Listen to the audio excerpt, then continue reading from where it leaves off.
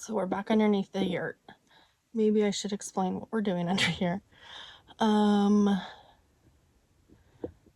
So after 5 years of the yurt being up, some of the subfloor has settled a little bit.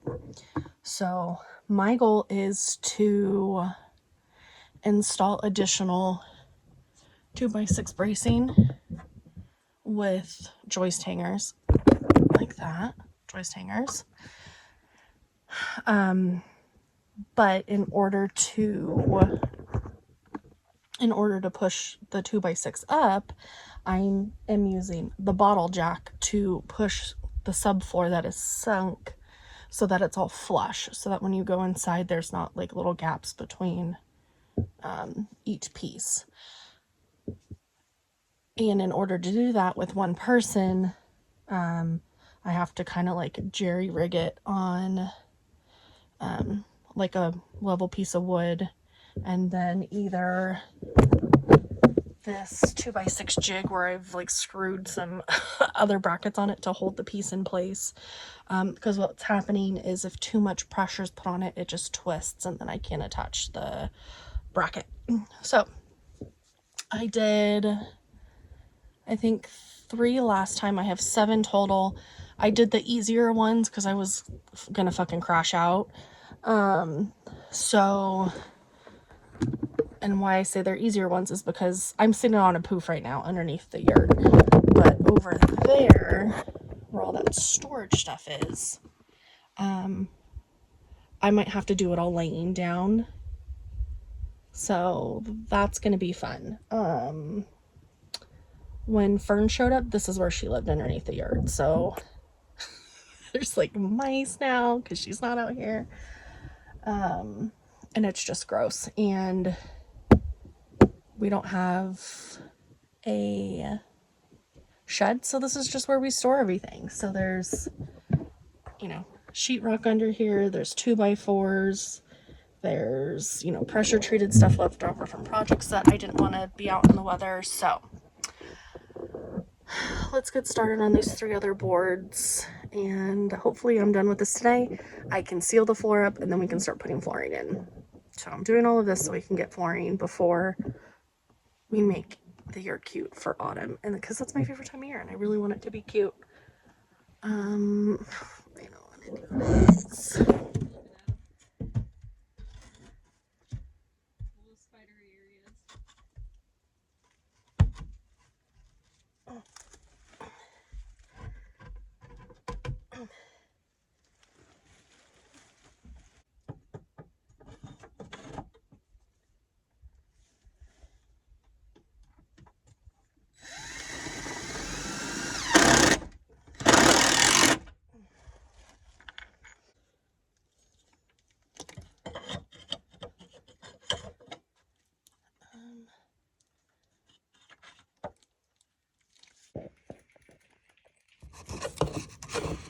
You're cutting the floor up. I know that.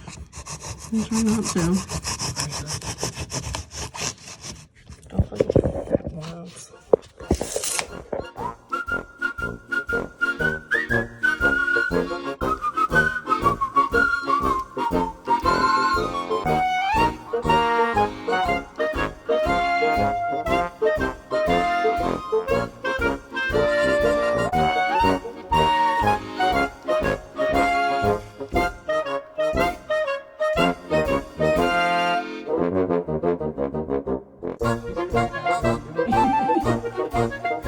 So we finished floating and like patching the floor in a lot of areas.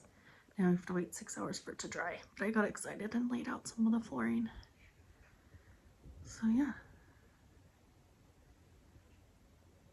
very excited. Your hair looks cool. We finished the floor in the living room and my rug just came. So I'm gonna open it so we can see if it looks good. I've had this rug on my list for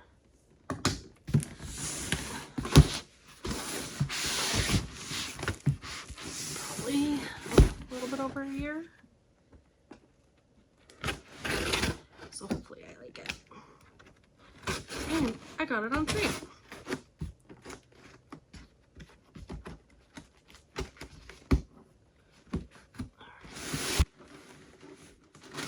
Just throw it in here. Oh, it's pretty colors. It has blue on the outside.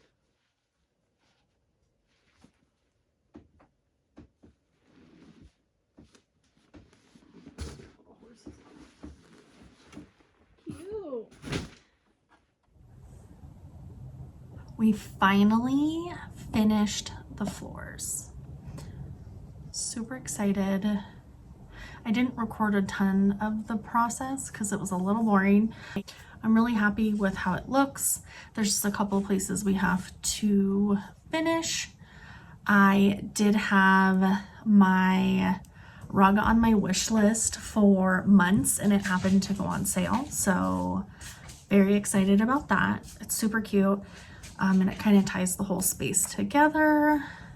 I'm a bit obsessed. Cats really like it too.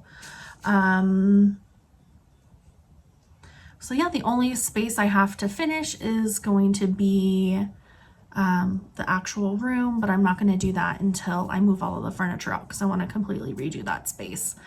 And I also have to get a door for the room too. But yeah, I'm super happy. If you guys have any questions, let me know. We spent a lot more time on leveling everything and then sealing everything than I thought it was going to. Also, the 2x4s was super difficult to cut around because you have to take the brackets out, cut around the 2x4s, but nothing square because of course it's a round space. So trying to figure out like the angle and kind of cut it in the round and then also orient, you know, each flooring piece to accommodate, you know, the 2x4s that are underneath the rafters. Kitty, you want to say hi? You said some say hi? It's a baby. Say hi, everybody. It's me, grumpy baby. Oh, here comes Frenchie jealous. You got bugs? What's Renee doing? You gonna go get her? You gonna go get her? Well, thank you so much for watching, and I'll see you guys soon. Okay. They're gonna attack us. Kitty. Sorry, I got distracted. All right. See you guys later. Bye. Ugh.